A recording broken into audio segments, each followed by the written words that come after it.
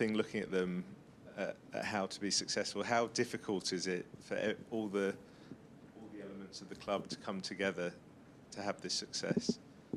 If you don't have success, the total elements of the club, they are not together. It's impossible.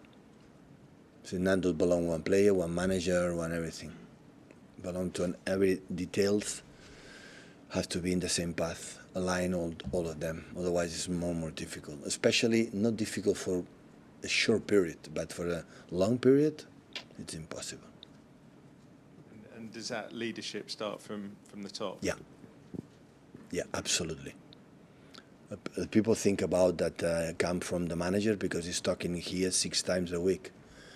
That is insane. There's no sense, I would say. But anyway, it's what it is.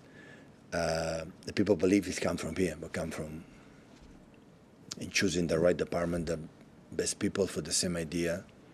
And after that, with the power that they have many clubs, the rest is question of work, and work. Hi, Pep. I saw the other day that this season City have conceded 5 goals from fast breaks, so counter-attacks or false counter-attacks, whatever. And that's more than you've had in previous seasons, and it's ranked 19th in the Premier League. So there's only one team that's conceded more fast breaks than City this season. What we've been saying recently about you've not conceded too many chances, but it's hard to keep clean sheets.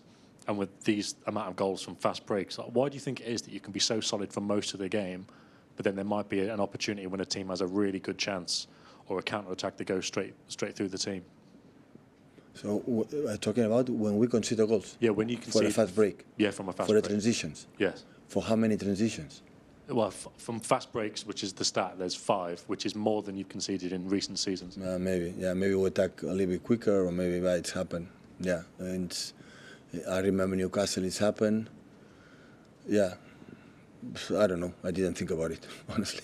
It's not a particular area when you're working on defensive stuff. It's not a particular. No, of course I don't like the fast breaks and the mega transitions. I don't like it. Yeah, obviously, but sometimes you want to attack quicker, or sometimes.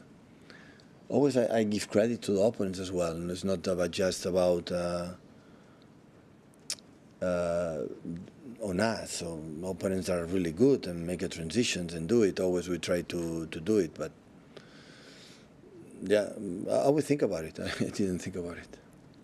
I suppose if you haven't thought about it, it might be difficult to answer this, but is there an element of there being, like the duels being a part of it? I know Bernardo after the game said the City weren't good enough against Chelsea when it came to the duels and that kind of stuff. Does that contribute to transitions as well?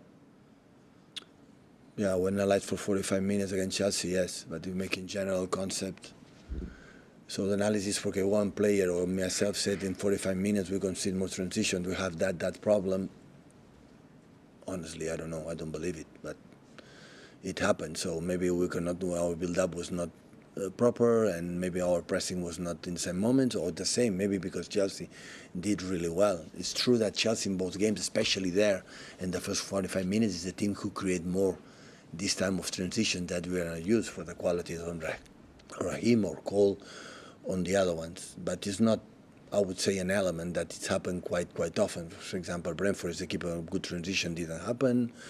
And the last games, the Chelsea, and the last games we played against Brentford as well there. And yeah, I know when you control the game and you are good at build up and you set the opponent there, the only way they can punish you is in transitions. It's not much of that. If Brighton, for example, they can do it, but Brighton, this is the team who bring you deep back. So that is the transition is less. It's depend a little bit. It will happen, but in general, my feeling in 7-8 years, we control it really well. Thank you.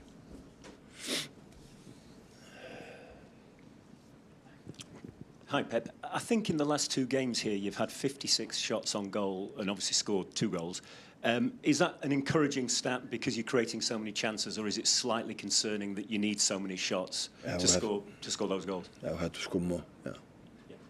We create 50, I think not on target, but shoots, and in that positions in the last 2 games, so yeah, we should do it more. But important is the same like the goals concede.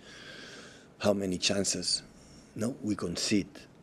How is the average? And as much you create, unless you concede, you are all the time closer to win the games. Because to do that, you have to play better, you have to defend better.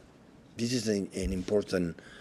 I know there are a lot of big data, a lot of movements. I don't pay much attention on that. Don't pay much. But the fact that how many shoots, how many create, we create more than the opponent, we concede less than the opponent. This is a good, I would say, analysis to do it. After we can win, you can lose. But when we create more and you concede less, so you are closer to win the games. Is it something you think about in terms of the title race is so tight? It could be, I guess, it could be goal difference that decides it this year. Yeah, always happen. Yeah, it happened in the past with Liverpool when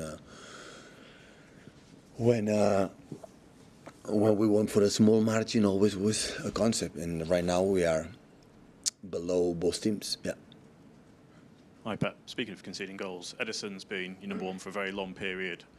And do you think that stability allows you to take a few, change a few more things in defence because you have that stability? Because you've seen a lot of teams looking for a number one in recent years and struggling to find it. And do you think Ederson at the moment is, at the peak of his powers? It's not necessary to say how important Eddie has been all this period with us.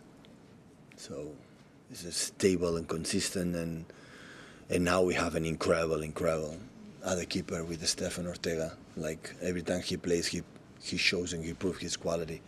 But Ederson, of course, it's massive important in our success in the last years. In everything, in all details, character, personality, and everything. Pat, just talking about you, people admiring other teams or admiring other clubs, how important do you think it's been for you staying at the top for so long to kind of look at what others are doing and taking where you can? The most important thing is the proof we're doing. So the most difficult in the sport is that people believe you have to win and win. And the second, for a long, long time being there. That cannot deny it. So we have been there. Still we are there. So still we are there. After what happened in 7-8 years. So few clubs can do it. Few clubs can do it. And we are there. That's why it's the biggest title prize and everything. And the biggest contenders, they know it, how difficult it is. And outside of football, are there any other sports or any other sort of pastimes that you look to for influence? Yeah, incredible athletes. Federer, Djokovic, Nadal. The biggest dynasties in NBA. It's not easy in NBA have a team like maybe Chicago Bulls from Jordan, but I'm not compared with that. Don't misunderstand me. But for the fact that it's difficult even NBA with a lot of clubs, like have 2 or 3 in a row, 4 in a row, and every game.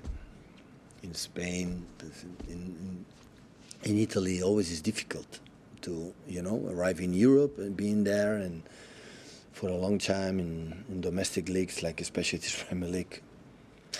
That is so nice. That means a lot for all of us.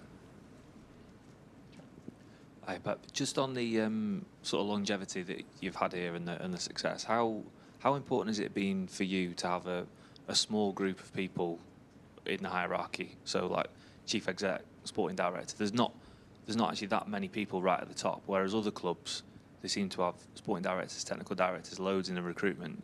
Has it been important to sort of keep it tight? Yeah, of course it's important. I have to speak with 1 or 2 people, no more than that, but underneath or below, I don't know, from CEO, they have important people. And Chiqui Sport Director have underneath or below him important people. In the academy, there are important people.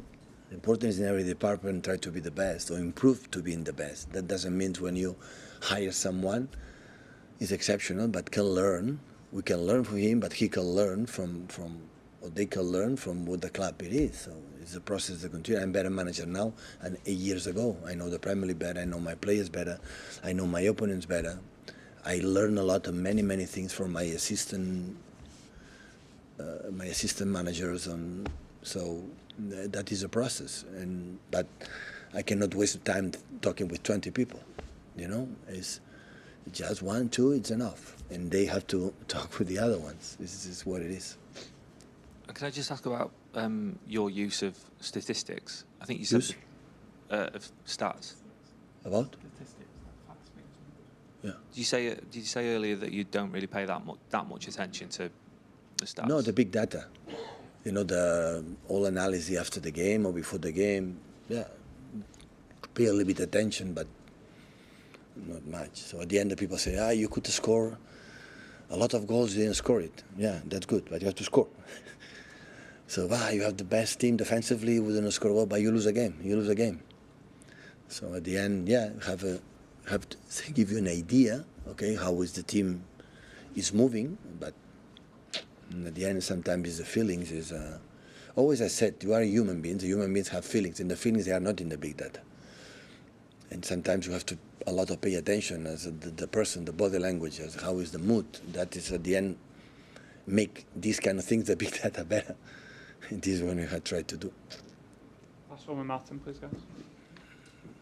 Hi Pep. There was an interview with Wayne Rooney this week where he said he would walk from his house to come and work with you. I don't know where he lives. I think he's in Cheshire somewhere. In Cheshire, it's close. Yeah, so it's not too far. Yeah. He can come anytime. We're more than welcome. Yeah. It must be nice to hear things like that from somebody who's done. For our city, of course, it's important. But he's Red Devil, so he's United fan years. So but of course it's nice for all of us. So Wayne Rooney has been one of the greatest in this country for all time. So and make compliments for all of us. Of course it's nice. So that's come for what he said. But we were there many years. But he knows but he was there. He was in United. How many years? Won one Premier League, Wayne Rooney? I don't think so. He won a lot of Premier Leagues. So that means how difficult it is to be in there, and that's why he knows how difficult it is. Okay, thank you.